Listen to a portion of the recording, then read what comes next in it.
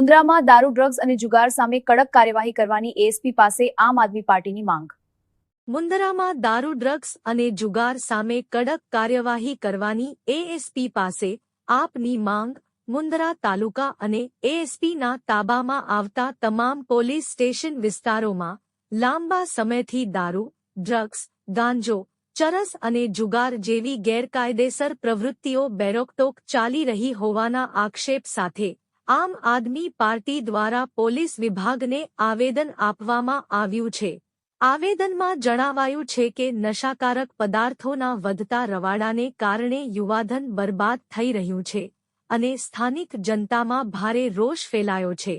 પાર્ટીએ તાત્કાલિક દરોડા પાડી કડક કાયદેસરની કાર્યવાહી કરવાની માંગ કરી છે. સાથે જ ચેતવણી આપવામાં આવી છે કે જો આગામી દિવસોમાં પોલીસ વિભાગ દ્વારા કડક પગલાં નહીં લેવાય તો જાગૃત નાગરિકો દ્વારા સ્વયંભૂ જનતા રેડ કરવામાં આવશે અને કોઈ અનિચ્છનીય પરિસ્થિતિ સર્જાય તો તેની જવાબદારી પોલીસ તંત્રની રહેશે. પોલીસ વિભાગ તાત્કાલિક હરકતમાં આવી પ્રજાને ન્યાય અપાવે તેવી આશા વ્યક્ત કરવામાં આવી છે.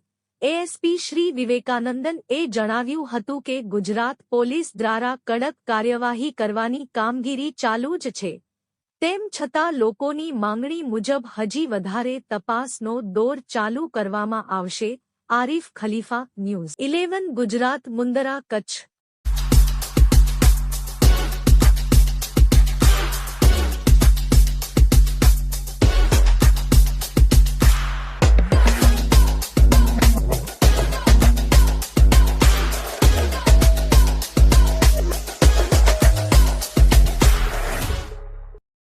આજરોજ અમે એએસપી સાહેબ, આસિસ્ટન્ટ સુપ્રિન્ટેન્ડન્ટ પોલીસ, જે અત્યારે મુન્દ્રાની અંદર એમની નવી ઓફિસ થઈ છે, એમની શુભેચ્છા મુલાકાત લીધી અને જે મુન્દ્રા તાલુકાની અંદર દારૂ, ડ્રગ્સ અને નશાનો જે કારોબાર અત્યારે વધ્યો છે ને જેના કારણે યુવાધન અત્યારે બરબાદ થઈ રહ્યું છે, એ બાબતે આવેદનપત્ર આપ્યું છે. ઘણી જગ્યાએ સ્પા ખુલી ગયા છે, ઘણી ચોરીઓ થઈ રહી છે, અનેક પ્રકારની જે ગેરપ્રવૃત્તિઓ ચાલી રહી છે, આ ગેરપ્રવૃત્તિઓ તરફ એમનું ધ્યાન દોરવામાં આવ્યું છે અને આગામી સમયમાં દારૂ, જુગાર અને જે નશો વેચાઈ રહ્યો છે, નશાના કારોબાર પર અમારા દ્વારા જનતા રેડ કરવામાં આવશે એ બાબતની અમને જાણ કરેલી છે અને જેની તમામ જવાબદારી વહીવટી તંત્રની રહેશે એ બાબતની અમે આજે આવેદનપત્ર આપ્યું છે અને એમની એએસપી સાહેબ પાસેથી પણ અમને ખાતરી મળી છે કે આના પર અમે તાત્કાલિક ધોરણે એક્શન લેશું અને જે પણ ડ્રાઈવ કરવાની હશે એ ડ્રાઈવ પણ કરીશું.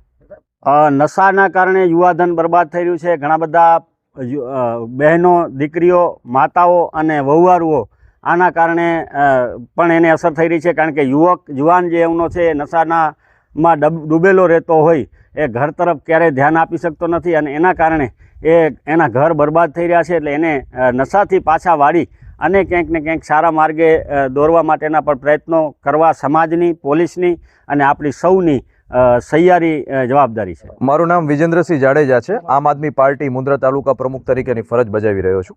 આજે મુન્દ્રા સિટી મધ્યે જે એસપી સાહેબની ઓફિસ છે ત્યાં અમે આવેદનપત્ર આપવા આવેલા હતા, કારણ કે મુન્દ્રાની અંદર 64 ગામડાઓ આવે છે મુન્દ્રા તાલુકાની અંદર, અને 64 ગામડામાં 80% મોર દેન 80% ગામડાની અંદર દારૂનું દૂષણ છે અને ગાંજાનું દૂષણ થઈ રહ્યું છે. અને વાત સાંભળવામાં આવે છે કે મુન્દ્રા સિટીની અંદર પણ, શહેરની અંદર પણ ડ્રગ્સનું પ્રમાણ વધ્યું છે. એટલે આવેદનપત્ર આપવા આવ્યા હતા કે જો આમાં કંટ્રોલ રાખવામાં ના આવે, આને બંધ કરવામાં નહીં આવે તો અમે અલ્ટિમેટમ આપેલું છે કે અમે જનતા રેડ કરશું. કારણ કે આપણા જે પીએમ સાહેબ છે એ દેશ વિદેશ જતા હોય છે અને એક રટણ રડતા હોય છે કે આપણી પાસે સૌથી મોટું યુવાધન છે. નો ડાઉટ યુવાધન હોય તો એ આપણા દેશ માટે બહુ સારું છે, જેથી આપણો દેશ આગળ વધે. પણ યુવાધન જો ખાલી નશાના પ્રવૃત્તિમાં હોય તો આવા યુવાધનથી આપણે એક્સપેક્ટેશન ન રાખી શકીએ કે આપણો દેશ આગળ વધે. એટલે સૌ પ્રથમ તો યુવાધનને એજ્યુકેશન તરફ વારવા જોઈએ, એ લોકોને સ્કિલ શીખડાવવી જોઈએ, કેવી રીતના આગળ વધવું છે એ શીખડાવવું જોઈએ, નહીં કે આ દારૂના ધંધામાં આગળ વધારવું જોઈએ. એટલે તંત્રને અમે આ મીડિયા ફ્રેમ મારફતે રિક્વેસ્ટ પણ કરવા માગીએ છીએ કે યુવાધન માટે કંઈક કરવામાં આવે, નહીં તો અમે જનતા રેડ કરશું અને એના તમામ જવાબદાર પોલીસ અધિકારીઓ અને તંત્ર રહેશે. આજરોજ મુન્દ્રા અને આજુબાજુના વિસ્તારના જે આમ આદમી પાર્ટીના કાર્યકર્તાઓ છે એ લોકો રજૂઆત અને પ્રમાણપત્ર લઈને આવ્યા હતા. એમાં એમની માંગણી એવી હતી કે જે વિસ્તારમાં જે યુથ છે ઘણીવાર ડ્રગ્સ અને નશામાં એડિક્શનમાં આવી જાય છે, તો એના માટે પોલીસ ઓલરેડી કામ તો કરે જ છે, પણ હજી વધુ એમાં કામગીરી થાય અને યુથને આપણે જે છે ડ્રગ્સ અને નશા જે કરે છે, પ્રોહિબિશન છે, દારૂ છે, એનાથી દૂર લઈ જઈને એને આપણે સ્પોર્ટ્સમાં અને બીજા અન્ય પ્રોડક્ટિવ એક્ટિવિટીઝમાં લઈ જઈએ, એના માટે એમની રજૂઆત હતી. અને એના માટે ઓલરેડી ગુજરાત સરકાર અને આપણા એસપી વેસ્ટ કચ્છ સાહેબના માર્ગદર્શન હેઠળ ઓલરેડી આમાં કામગીરી પોલીસની ચાલુ જ છે. અને એમને મેં એટલું પણ કીધું છે કે આમાં હજી વધુમાં વધુ આગળ પણ કામગીરી થશે. અને કેમ કે પોલીસની ફરજ છે અને યુથને પણ આવા એક્ટિવિટીઝથી દૂર લઈ જવું એ જ આપણા માટે, સોસાયટી માટે અને રાજ્ય અને દેશ માટે એ જ આપણા માટે સારું રહેશે. તો એ મેસેજ સાથે પોઝિટિવલી આમાં કામગીરી આગળ કરવા માટે મેં એમને અશ્યોરન્સ આપ્યું છે.